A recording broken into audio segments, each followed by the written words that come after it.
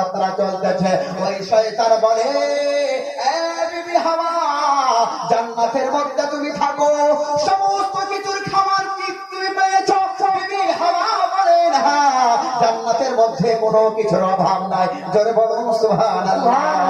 কোনো কিছুর অভাব নাই, কোনো কিছুর অভাব নাই। ওই শয়তান এবার ছক মারতে লাগলো। ওই শয়তান বলতে লাগলো, হাওয়া রে, ওই জান্নাতের মধ্যে এমন একটা গাছ আছে, একটা গাছ আছে, ওই গাছের ফল কি তুমি খেয়েছ?